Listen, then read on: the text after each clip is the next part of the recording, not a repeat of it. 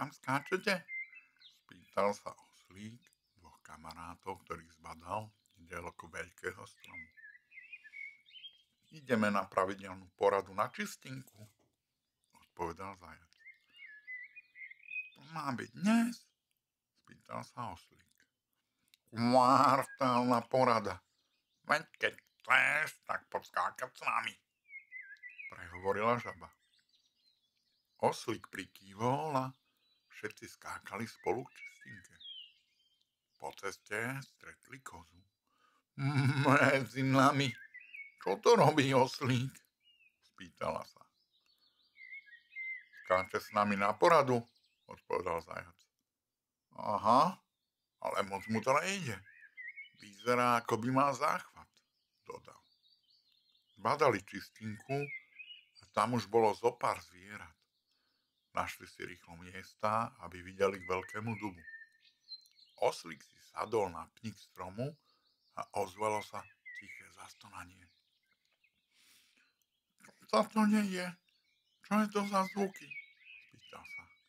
Krásne. Sadol si na chameleóna. Ty si taký otrasený z toho skákania, že si ho nezbadal. Pískala na neho vrana.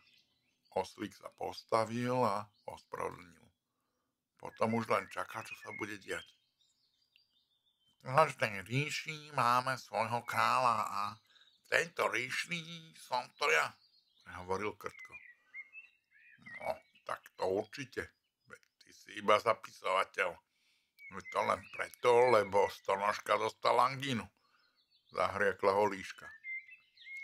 Pozor, gúlalo veľké, zakričal zajac a uskočil. No z vršku narazilo na kameň, rozbilo si držku, dopovedal oslík.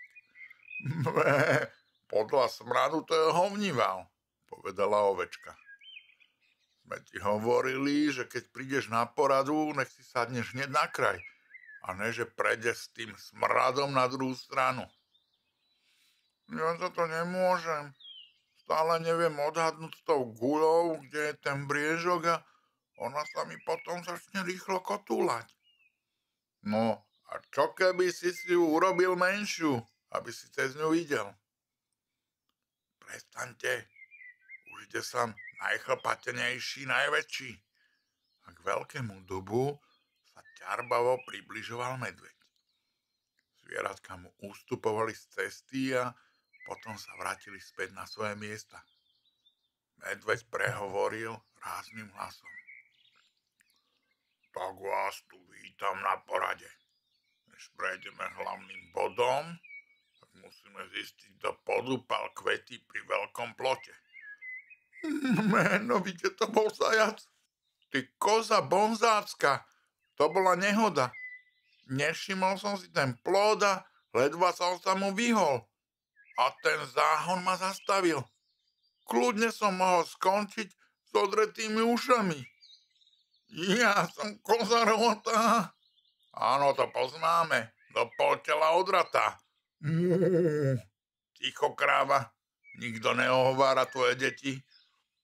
Tak keď vieme, ako sa to stalo, tak prejdeme k prvému bodu programu. Musíme sa dohodnúť, kto bude strážiť mrkvu. Ja. Zajac, neposkakuj a sadni si. Stačí sa prihlásiť. Urob sapa záhradníkom. No dovolte, prečo navrhujete mňa? Nevravila som o tebe, Cap, ale o tom, aby zajac strážil mrkvu. Tak to máme zajaca a Capa. Ešte niekto? Ty slimák, ty radšej zastrč rožky, koho by si dobehol? Ozval sa nervózne zajac. On sa chcel starať o mrkvu a presvedčil aj ostatných, že je naozaj odborník, a tak rozhodli, že môže strážiť. Má niekto ešte otázku? Útala som. A mali by sme niečo spraviť s tými ľuďmi. Sova, nestraš. S tými ľuďmi to minule vyriešil chlpatý. Čo? Ja? O čom hovoríš, Orol? Veď ja som ťa videl. Keby som nezasiahol, tak toho človeka zožereš. Čo to trepeš? Len som mu chcel povedať, nech nepije z tej vody. Veď tu nepijeme ani my. Do tej vody niečo nahádzali z elektrárne. No tak z môjho pohľadu to tak nevyzeralo. A to mám veľmi dobré oči. Sova, prestaň. Áno, máš veľké oči, ale nemusíš ich vyvalovať. Fakt som ho nechcel zožrať. No. Zavrčal medveď a všetci sa posunuli o meter od neho. Vedeli, že medveďa neradno provokovať. Posledný bod programu dnešnej porady je vyslobodenie zvieratiek zo zoo. To sú blbci. Minule som stretol vlka, čo odtiaľ ušiel. Vravím mu, že nech ide so mnou a on, že sa tam vráti. 3-krát denne čerstvá strava, noclák a môže sa zabaviť s krmičmi. Tí nikam nepôjdu. To sú už prakticky domáce zvieratá. Ja si myslím, je to blbosť. Ešte nás chytia.